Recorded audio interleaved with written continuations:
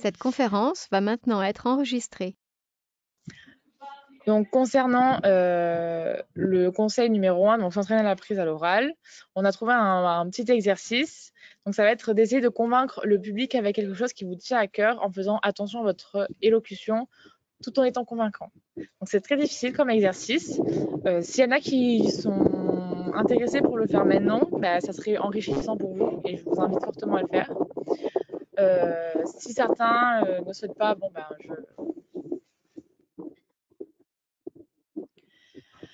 Alors, attendez, je lis juste la question qu'on nous a posée. Alors, le texte qu'on va nous donner, on aura le droit de le lire avant de commencer notre oral ou bien il faudra directement commencer. Non, non, tu auras un temps de préparation où tu auras le temps de lire ton texte, de préparer un petit peu tes réponses, bien évidemment.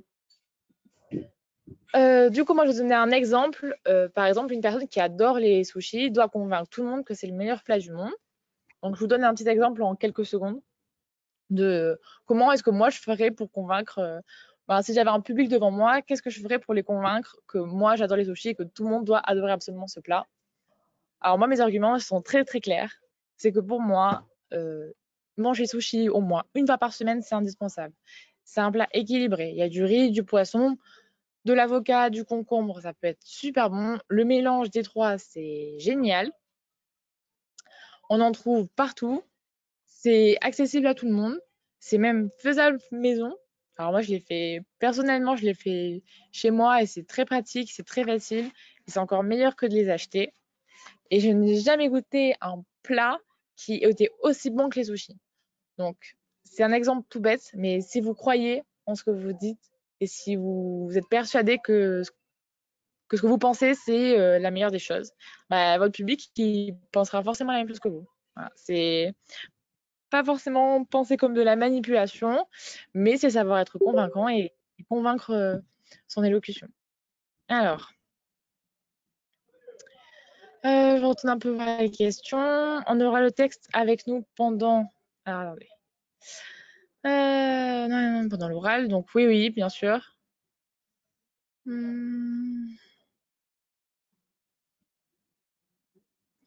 Non, il n'y aura pas un petit temps de préparation, mais ils vous laisseront prendre vos marques avant de s'engager vraiment dans la prise de parole, etc. Au moins le temps de lire le texte et de se poser quelques secondes, bien sûr.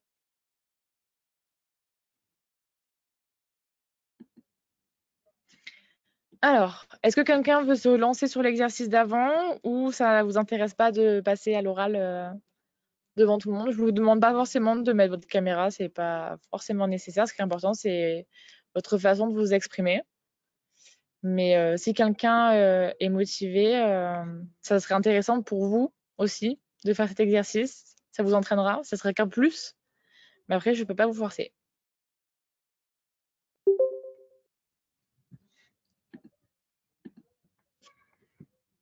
Bon, personne?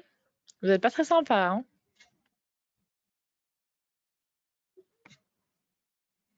Ok, bon, on passe au conseil numéro 2 alors. Donc, moi, comme conseil numéro 2, j'avais mis organiser son oral. Pour moi, c'est quelque chose d'indispensable. Donc, ne pas apprendre par cœur et recracher bêtement ce que vous avez appris ou ce que vous pensez, que vous avez préparé un peu en avance, etc. Ça va vous pénaliser. Vraiment, ne préparez rien par cœur. En fait, il faut vraiment être naturel. Il faut être vous-même. En fait, la spontanéité, ça rend un oral dynamique. Et si vous parlez au jury, je vais pas dire comme si vous parliez à vos amis, mais presque à votre famille, on va dire, pour avoir un langage un peu plus soutenu. Et ben, vous verrez que vous arriverez à captiver le jury. Et en fait, c'est indispensable parce qu'eux, ils vont voir beaucoup d'élèves dans la journée. Et on va dire qu'au bout de la quatrième, cinquième personne, bah, forcément, ils vont perdre de l'attention. Donc, si vous arrivez à faire quelque chose de spontané et à vous adresser à eux vraiment de façon super naturelle, qui est quelque chose de dynamique, vous arrivez à captiver leur attention, bah, vous aurez tout gagné. Et si forcément ils sont captivés par ce que vous dites, bah, ils seront convaincus. Ça va ensemble. Alors ensuite, j'avais parlé de brouillon. Alors, pour mettre un peu dans son contexte, c'est si jamais. Ah non, alors attendez, laissez-moi le temps, vous allez trop vite. Donc, non, on n'aura pas le droit d'avoir de notes pendant l'oral, ça c'est sûr et certain. On a juste le texte vierge qui qui vous sera donné le jour de l'examen.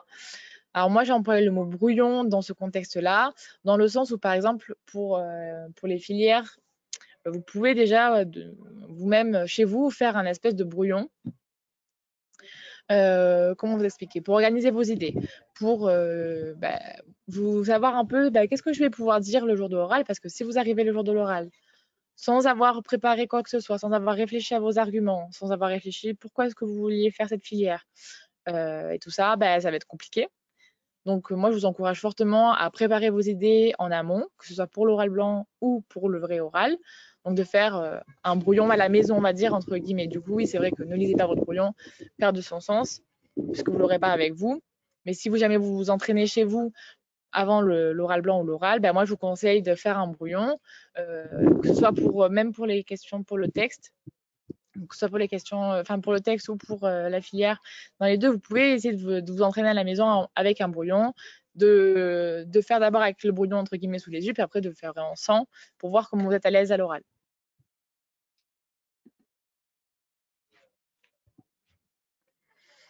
Du coup, on passe à la diapo d'après.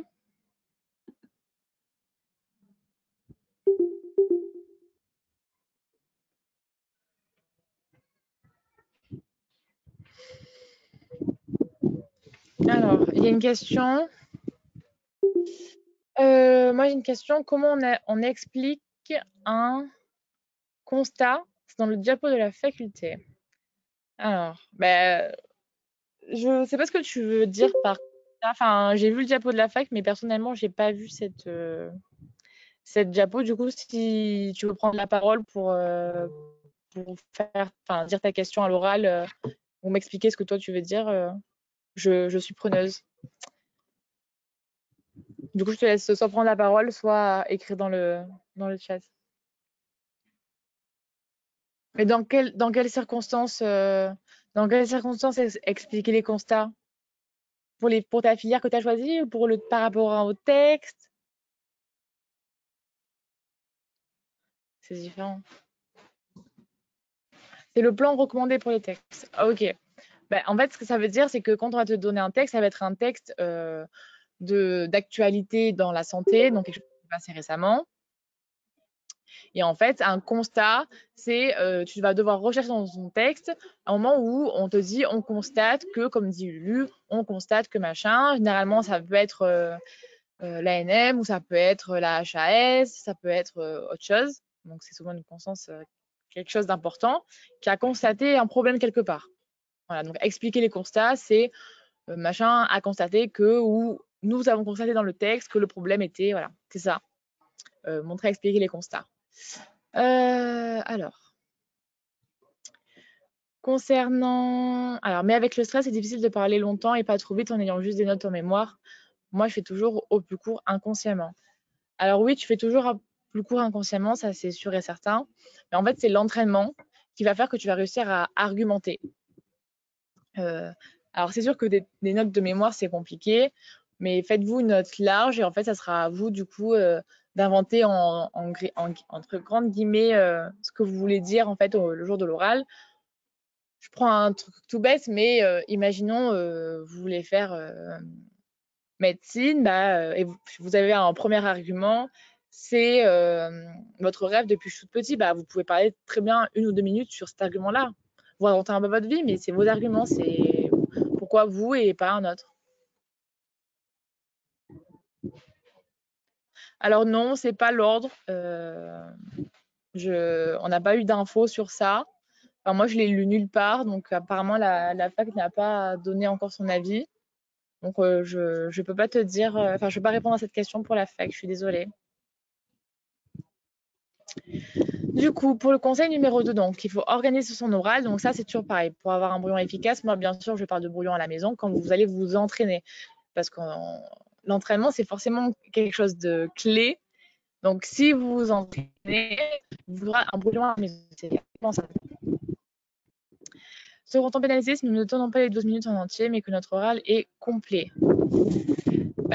Je pense que, C'est difficile à dire, mais si on vous donne un temps de 12 minutes, bah, c'est que votre oral, il doit être complet en 12 minutes. Si vous terminez avant, c'est que vous avez forcément oublié de dire des choses ou que le jury attend certaines choses que bah, vous n'avez pas dit. Donc oui, il y a de fortes chances que ce soit pénalisé. Après, ils vont pas chipoter à quelques. Voilà, si vous faites 11 minutes au lieu de 12, vous serez sûrement pas pénalisé. Mais après, si vous tenez 7 minutes au lieu de 12, là oui, là c'est très difficile. Comment on fait pour gérer son temps? Bah, alors moi, je vous conseille de mettre une montre. C'est tout bête. Mais bah, d'avoir une montre, au moins, vous pouvez regarder vous. Dans certaines salles, peut-être que vous avez la chance d'avoir une horloge ou l'heure affichée quelque part, mais c'est pas le cas dans toutes les salles. Ah, temps s'entraîne pour tenir 10 minutes pour laisser des questions, le temps des questions. Ah, attendez, vous allez un peu trop vite là. Est-ce qu'il faut laisser du temps pour des questions à la fin? Je vais mettre des connaissances, des cours dans les analyses de texte. Est-ce qu'il peut se poser des questions? Alors oui, ils ont dit qu'ils pouvaient poser des questions. Ça n'a pas été précisé si c'était compris dans le temps ou pas. Enfin, dites-moi si jamais je me trompe, mais moi en tout cas, je l'ai lu nulle part. Euh, du coup, généralement, on vous pose des questions quand votre oral n'est pas complet, s'il y a un manque d'informations ou si vous n'avez pas été assez précis sur un point ou que vous avez utilisé des mots un peu compliqués qu'on va vouloir revenir dessus. Voilà, donc ça va être à vous de travailler pour donner le temps que vous estimez bon. Mais on n'a pas précisé si les questions étaient comprises dans les 20 minutes ou pas. Donc, tenez 20 minutes. Et si jamais vous finissez avant, eh bien, dans ce cas-là, ils auront le temps de vous poser des questions. Mais après, si vous faites un oral complet, clair, précis, il y aura très peu de questions. Donc, normalement, une ou deux questions, ça ne prend pas 40 ans non plus. Voilà. Alors, est-ce qu'il faut mettre des connaissances des cours dans les analyses de texte? Alors, bah, oui, c'est mieux. Si jamais, ça dépend après, ça dépend du texte. Et il y a certains textes qui vous le permettent, d'autres non, ou moins. Mais bien sûr que si vous arrivez à classer, enfin, à caser quelque part une petite info que vous avez eue en cours, bah, je vous conseille fortement de la mettre dans votre oral. Ça sera qu'un plus. Et votre jury se dira forcément, ah oui, bah, il a bien compris ce qu'il avait appris, quoi. Il sait le remettre, il sait l'utiliser. Du coup, donc pour avoir un brouillon efficace pour vous entraîner à la maison, donc ça c'est vraiment à la maison, c'est à vous de savoir comment est-ce que vous voulez travailler. Certains vont préparer leur brouillon de façon linéaire, on va dire. C'est-à-dire qu'ils vont écrire toutes les phrases de A à Z avec verbe, sujet, complément. Voilà. Donc ça, c'est pour certaines personnes, ça leur convient très bien. Pour d'autres, c'est trop dur après de pouvoir apprendre quelque chose comme ça. Sachant que je vous déconseille de l'apprendre par cœur parce que ça se verra forcément. Ensuite, le brouillon instrumental qui est donc du texte informatif, c'est sous forme de tiré. Donc ça, c'est pareil. Si jamais ça vous intéresse, c'est à vous de trouver. Et ensuite, le dernier, donc c'est un mind mapping, c'est-à-dire que vous allez mettre votre idée principale au milieu, donc par exemple votre filière, et tout autour, toutes les idées de pourquoi est-ce que vous voulez cette filière. Alors, une petite question. Ils ont dit, durant toute la durée de l'oral, le jury a la liberté de vous poser plusieurs questions portant sur la première et ou la deuxième épreuve. Donc, je pense que c'est pendant les 20 minutes. Oui, exact, c'est pendant les 20 minutes. Mais, comment dire, il n'y a pas un moment réservé aux questions, en fait. Du coup, oui, du coup, ils peuvent vous couper pendant votre oral, exactement. Généralement, ils ne le feront pas, hein. C'est assez clair. Normalement, c'est pas très poli, à part si vraiment vous dites quelque chose qui les interpelle. Mais normalement, ils vous couperont pas. Ils vous couperont pas pendant votre oral. Du coup, c'est ça. Entraînez-vous à durer 20 minutes. Et en fait, c'est si jamais il y a matière à poser des questions, ils poseront des questions à ce moment-là.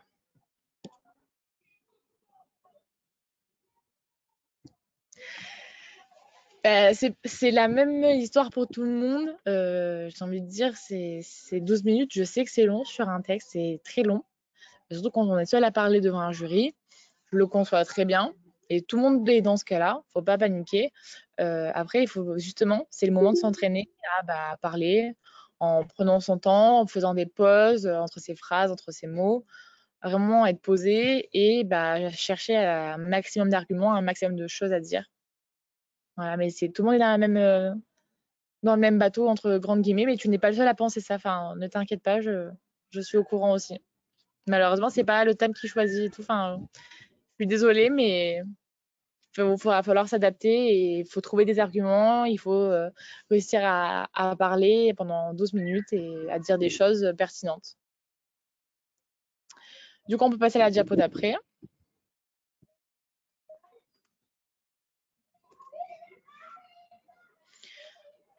Du coup, le dernier conseil, donc soigner son entrée, c'est hyper important.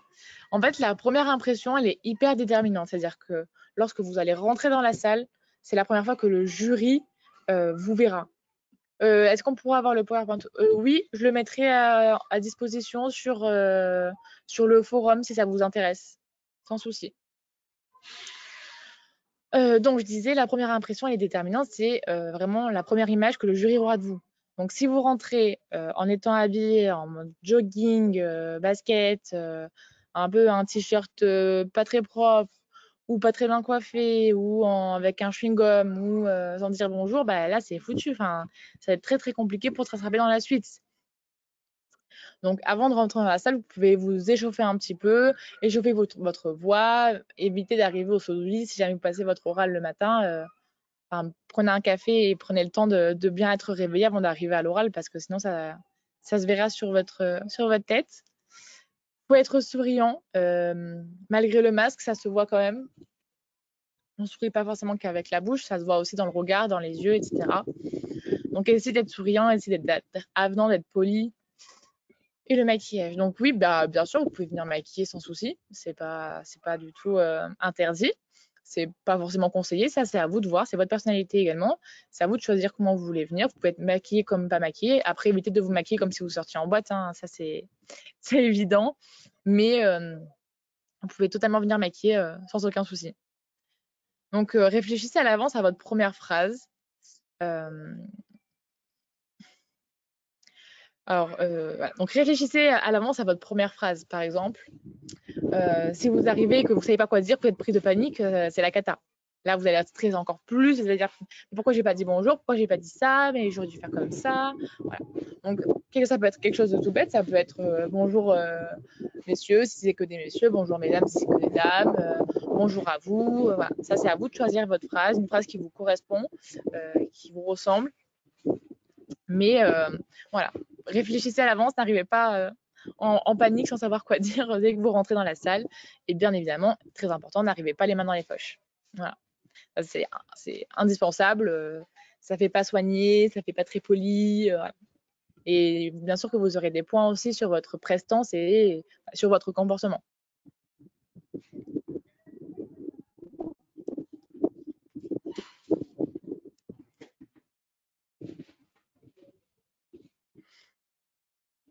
Du coup, on peut passer à la diapo d'après. Du coup, je vais laisser la parole à Arthur. C'est lui qui va prendre la suite. Si jamais vous avez des questions tout au long, n'hésitez vraiment pas à les poser dans le chat et moi j'y répondrai avec Arthur et avec grand plaisir. Alors, bonjour à tous, est-ce que vous m'entendez bien?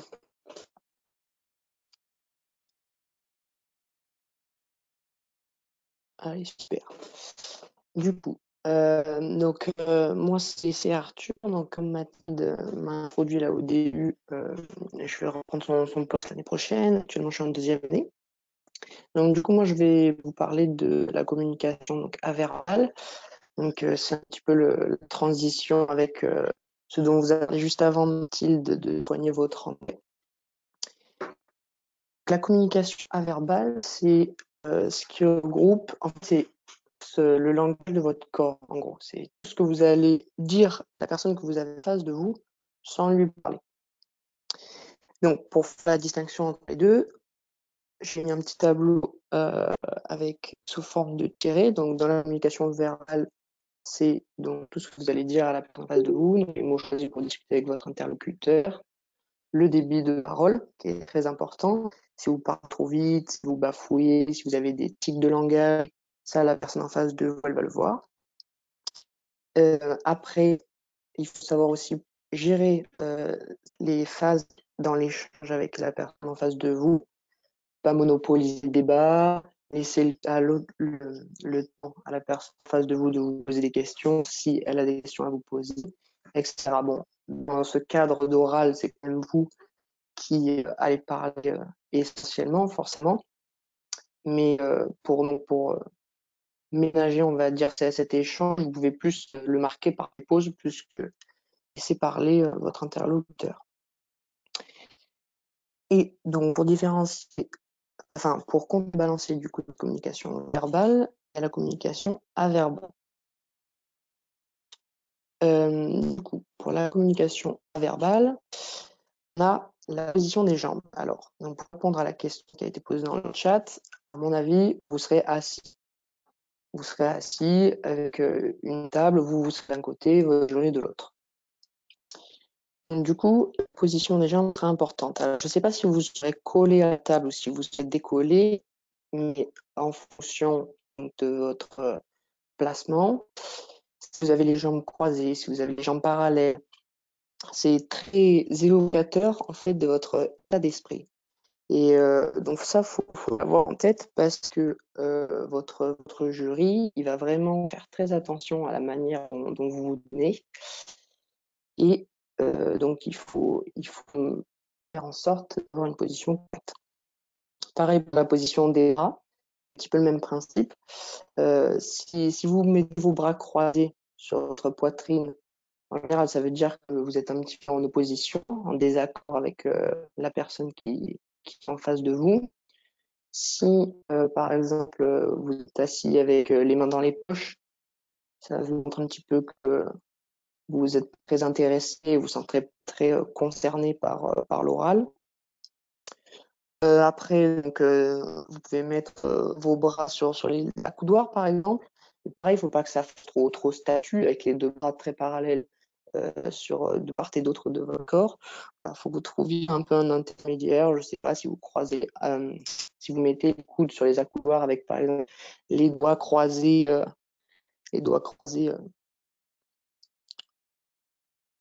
ne sais pas expliquer l'image que j'ai en tête. Enfin voilà, une position pas trop, on va dire, artificielle, mais il ne faut pas être non plus trop décontracté. Après, donc, un autre élément important, la gestuelle des mains. Je pense que vous savez que quand les gens sont un petit peu stressés, parfois ils ont tendance à parler beaucoup avec les mains. C'est vrai que ça, il faut faire vachement attention, essayer de poser ses mains le plus possible.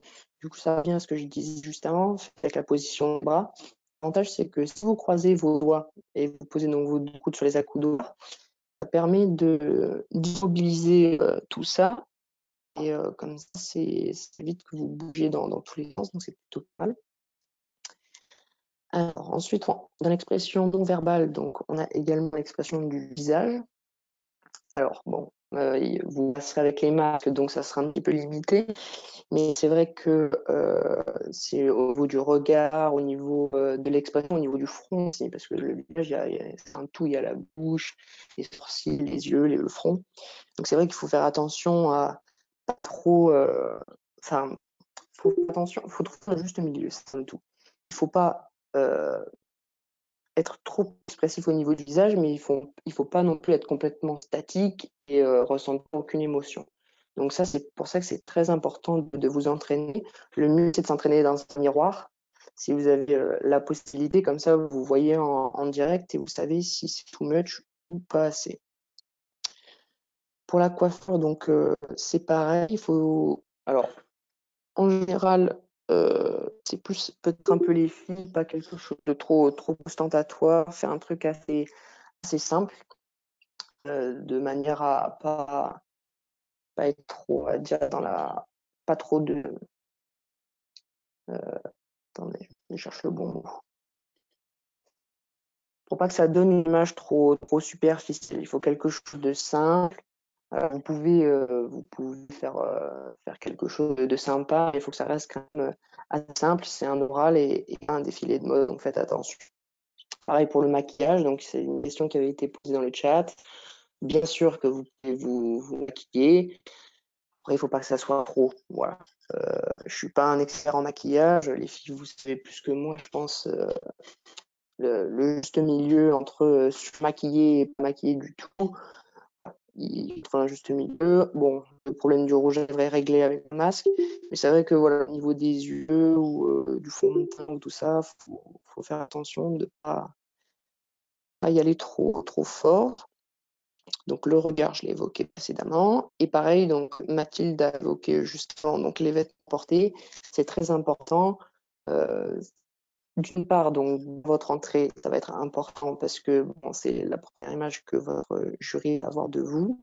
Et d'autre part, après, donc pendant l'entretien, en fait, le jury va continuer à vous regarder, donc analyser donc votre expression corporelle, mais également il va regarder plus en détail ce que vous portez. Donc forcément, si vous pouvez éviter de venir avec un t-shirt avec lequel vous avez jardiné ou que vous mettez quand vous êtes tranquille à la maison, à l'abri des regards et en n'étant pas trop concerné parce que vous mettez, vaut mieux éviter. C'est pas mal de mettre soit une chemise, un petit polo pour le garçon pour le haut. Les filles, je sais pas qui est le plus adapté pour vous.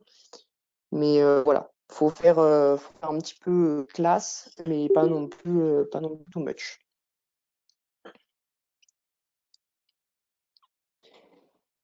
Donc après, donc je vous ai proposé l'exercice du miroir pour voir donc votre expression averbale. N'hésitez pas aussi donc à essayer vos tenues, demander à votre entourage ce qu'ils en pensent.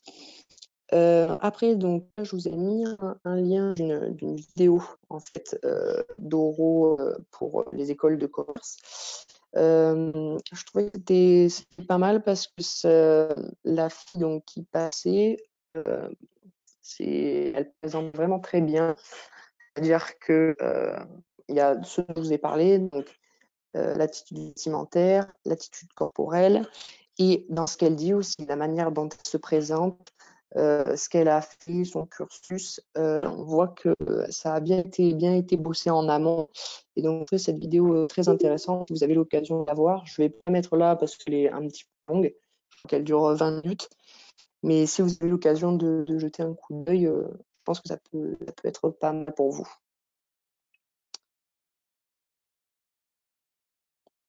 Du coup, voilà.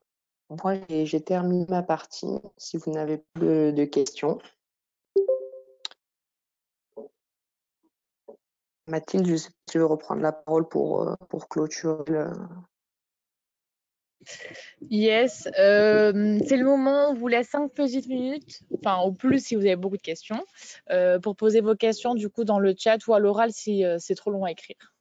Mais du coup, c'est vraiment le moment de poser un peu toutes vos questions sur comment se passeront peut-être les oraux blancs, sur les oraux, si vous avez des questions de façon générale d'orientation et de réorientation. On est là pour y répondre, donc on vous laisse 5 petites minutes. Si jamais ça vous vient plus tard, moi je suis toujours à votre disposition sur les réseaux sociaux pour vous répondre ou sur le forum. Donc après, voilà, si jamais vos questions vous avez plus tard, on postera le diapo sur le forum. Donc, alors, est-ce qu'on est censé se renseigner plus sur le sujet de notre texte et le rajouter dans notre commentaire ou ça revient à faire du hors-sujet?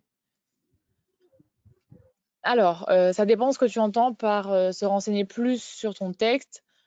Faut que ça reste quand même, par exemple, s'il y a certains mots ou certaines choses que tu ne comprends pas sur le texte, bien sûr que tu peux te renseigner, ça sera qu'un plus.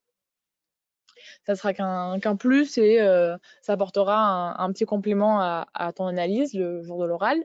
Mais par contre, rajouter des choses beaucoup trop poussées pour ton niveau et pour ce qu'on te demande, bah, ça deviendra du hors sujet forcément.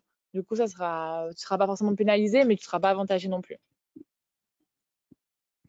Le tutorat donnera un exemple d'analyse de texte ou pas du tout? On a déjà fait des exemples sur nos réseaux sociaux qu'on a publiés. Donc, si jamais vous ne l'avez pas vu, bah, ils sont sur tous nos réseaux. Vous savez la note limite qu'ils ont pris pour les oraux? Ah, on ne sait pas du tout. Désolée. Pour le parcours scolaire, vous conseillez d'y passer beaucoup de temps. Le parcours scolaire, oui et non. Si vraiment tu as une expérience particulière à relever quelque chose d'intéressant qui peut te pousser vers le haut, oui, tu peux te développer. Mais si tu n'as rien fait d'exceptionnel, ne passe pas 10 minutes à parler d'un truc qui est basique et qui t'apportera rien de plus et qui te poussera pas vers le haut. Alors, juste pour tenir 12 minutes, il faut mieux bien détailler les arguments ou rajouter quelques connaissances. Un peu des deux, je dirais. Il faut détailler vos arguments, ça c'est inévitable, mais après, si vous avez des connaissances personnelles, bien sûr qu'il faut les rajouter, sans que ce soit des connaissances recherchées sur Internet qui n'ont pas forcément de lien ou qui sont beaucoup trop poussées, comme j'ai dit avant. Voilà, n'allez pas trop loin non plus, sinon c'est un peu le piège. Alors, pour l'analyse des textes, comment on peut faire pour tenir à 12 minutes? Parce que même en mettant tout ce qu'il faut, constat, idée, force, etc., c'est compliqué de tenir autant. Il faut blablater. Il faut savoir blablater et raconter, blablater. Et voilà. C'est difficile. C'est pour ça qu'on vous pousse à vous entraîner avec les oraux blancs et même avant chez vous. Mais on sait que les textes sont courts et qu'il n'y a pas non plus des dizaines et des dizaines de choses à raconter. Mais bah, quand vous avez une idée, il faut savoir tourner un peu autour du sujet, on va dire. Pour pas être pénalisé sur le temps du coup. Alors non, vous n'allez pas attendre avant de passer. Vous êtes plusieurs à être convoqués à la même heure parce qu'il y a plusieurs salles, voilà, avec plusieurs jurys différents, donc c'est totalement normal. Alors, est-ce pertinent de rajouter des données en lien avec le sujet du texte? Alors, c'est pertinent, oui et non. Si c'est des connaissances personnelles que vous avez dans la vie, oui. Après, si c'est des choses que vous avez recherchées sur Internet et qui sont beaucoup plus poussées, bah non, c'est ce que je dis du coup depuis tout à l'heure. Alors, mais du coup, il faut en fait faire de la paraphrase du texte, car en répondant aux questions de constat, etc., on répète en fait totalement le texte. Non, exactement. En fait, tu vas forcément paraphraser le texte par certains moments et en rajoutant tes idées, en blablatant autour de ton idée principale. Mais oui, du coup, tu es obligé de paraphraser ton texte par moment, c'est forcément les questions tournent autour de ça. Les oraux blancs portent sur tous les textes, bien sûr. On peut faire des références aux autres textes s'ils ont des liens. Oui, ça c'est possible. Ça prouve aussi que du coup, vous avez travaillé toutes les informations qu'on vous a données. Donc oui, ça peut être un plus de faire des liens si vous en avez trouvé, c'est parfait. Et lors du vrai oral, on va vraiment attendre longtemps sans rien. C'est-à-dire, je n'avais pas compris ta question. Comment ça, attendre longtemps sans rien? Est-ce qu'on doit faire une ouverture à la fin? Je ne sais pas par quoi conclure. Du coup, oui, c'est bien de faire une petite ouverture à la fin, de conclure sur une idée ou quelque chose qui t'a interpellé dans le texte ou quelque chose que toi tu penses par rapport au sujet du texte, c'est un plus et ça peut aussi ouvrir peut-être à certaines questions du jury.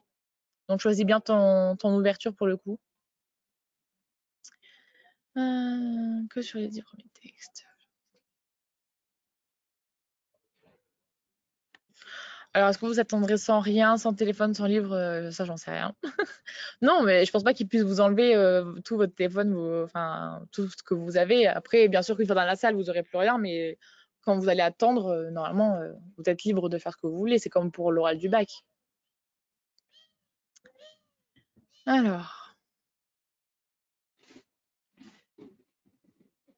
dans les consignes, il y a marqué on attend sans rien.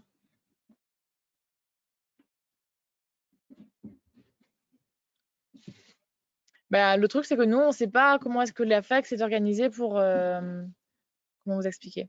Comment la fac s'est organisée pour passer les oraux, c'est-à-dire qu'on ne sait pas si vous serez un peu tous à la chaîne, ça sera dans une salle, est-ce que vous participerez entre guillemets aux oraux des autres personnes, etc. Ça n'a pas été clairement dit. Je ne sais pas comment est-ce qu'ils comptent vraiment s'organiser. Après, du coup, oui, si vous disent attendre sans rien, on a droit aux collations. C'est que vous aurez pas que c'est pas que vous aurez rien, c'est que ça devra rester dans votre sac à partir du moment où vous serez peut-être devant la salle ou prêt à rentrer entre guillemets. Mais après, enfin, n'arrivez pas non plus 1 heure à l'avance avant votre oral. Alors, à passer les vrais oraux ou les oraux blancs? Parce que moi, je peux te dire à peu près combien vous êtes à passer des oraux blancs, mais les vrais oraux, les vrais, j'en sais rien du tout. Je sais pas du tout combien d'élèves ont été pris. La fac n'a pas communiqué sur ça. Voilà. Et les oraux blancs, pour l'instant, il y a une centaine d'inscrits. Voilà. Il faut lire le texte ou une partie du texte au début ou pas, genre comme au bac de français. Alors non, normalement, à part si votre jury vous le demande, mais normalement, il n'est pas demandé de faire une lecture. Enfin, vous serez pas, en fac de médecine, on vous notera pas sur votre capacité à savoir lire un texte. Donc, non, normalement, ça sera pas du tout nécessaire, à part si vous avez un jury un peu étrange. On peut citer le texte des fois. Oui, bien sûr. Si tu trouves ça intéressant de le citer et que bah, la question s'y prête, oui, bien sûr que tu peux citer le texte en précisant bien que tu cites, pour pas qu'ils pensent que juste tu lis sans argument, mais oui, tu peux préciser, bien sûr.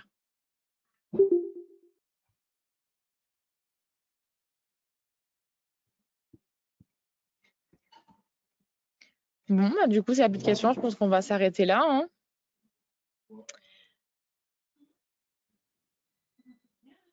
Alors, pour l'analyse, il faut reformuler. C'est-à-dire, pour reformuler. Quand vous avez des phrases, c'est-à-dire, en gros, tu veux demander si est-ce qu'il faut paraphraser? On ne peut pas recopier le texte. Alors ça, c'est à toi d'estimer si pour répondre à la question, il faut paraphraser ou ça dépend des questions en fait. Ou si pour certaines questions qui sont un peu plus ouvertes, il suffit de répondre à la question et ensuite citer le texte. Ça dépend des questions. Alors, il faut faire une ouverture sur autre chose ou on s'arrête aux solutions qui sont dans le plan. Bah, moi, je trouve ça intéressant. Je pense que ça ne sera qu'un plus et ça peut que t'apporter des points de, de faire une ouverture sur autre chose, entre guillemets, enfin, autre chose qui a un lien avec le texte, bien évidemment. Mais qu'il faut que ce soit quand même un sujet qui t'intéresse, un avis réfléchi et quelque chose où tu es capable d'argumenter derrière si jamais on te pose des questions dessus, hein. Parce que ça, c'est une ouverture, mais du coup, tu tends la main pour que le jury te pose des questions. Alors, je parle pour les arguments et les solutions. On doit reformuler, on peut dire mot à mot.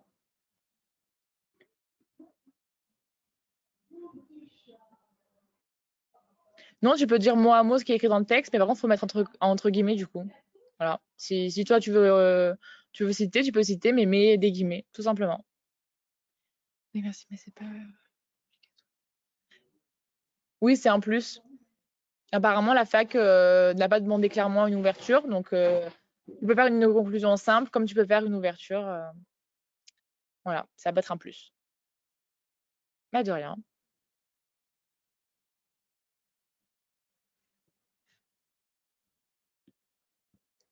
Bon, bah, du coup, s'il n'y a plus de questions,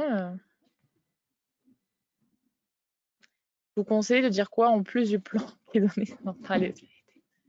Alors, pour tenir les 12 minutes. Bah, pour la conclusion, c'est bien de faire une ouverture. Moi, c'est le conseil que je vous donnerai.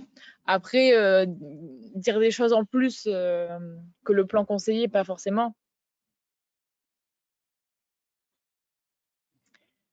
Pas forcément dire des choses en plus, c'est compliqué. Parce qu'après, tu peux vite faire du hors-sujet. Donc, moi, je pense qu'il faut rester dans le plan qui est conseillé et juste faire une petite folie sur l'ouverture et sur la conclusion. Et après, tu peux mettre des infos que tu as en plus ou des connaissances dans l'introduction aussi, hein. Oui, ça peut être pas mal de faire une petite intro, juste, même pas une minute, quelques phrases pour introduire ton sujet, c'est indispensable.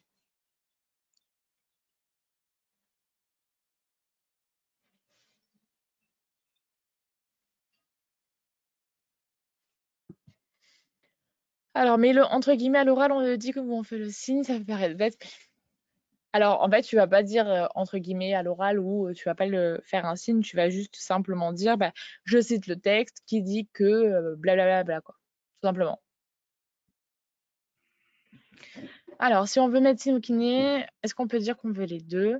Alors, c'est un peu risqué, mais tu peux dire que tu veux les deux, mais il faut que tu aies des arguments forts pour chacun, du coup.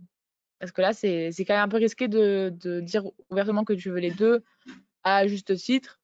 Mais si vraiment tu apprécies, enfin, tu souhaiterais avoir l'un ou l'autre à égalité, oui, tu peux le dire. Avec des arguments forts et réfléchis. Non, c'est pas forcément mal vu. Ça peut être aussi vu comme un plan B ou s'assurer son arrière, enfin ses arrières. C'est pas forcément mal vu d'avoir pris, d'avoir dit de dire qu'on veut médecine, mais qu'on va avoir pris toutes les filières.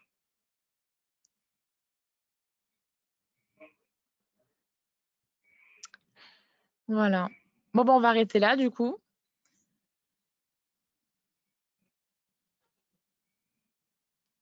Ils savent pourquoi on a candidaté. Normalement, oui, c'est marqué sur votre dossier. Sur votre dossier à la fac, c'est marqué pourquoi vous avez candidaté. Après, ce qu'ils auront sous les yeux au moment dit, ça, malheureusement, on ne peut pas savoir. Et on n'a pas plus d'infos pour le nombre de places en kiné. Non, désolé.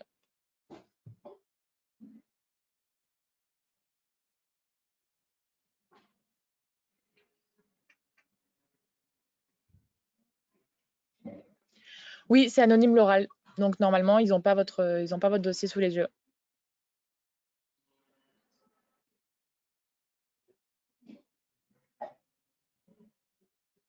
Bon, allez, on arrête là du coup. Je pense que c'est bon. Je vous laisse poser si jamais vous avez des questions qui viennent plus tard, voilà, sur le forum quand j'aurai posté le diapo. Ça sera sans souci qu'on viendra vous répondre avec Arthur. N'hésitez pas à aller voir la vidéo aussi du coup que vous a proposé Arthur à la fin du diapo. Ben, merci à vous.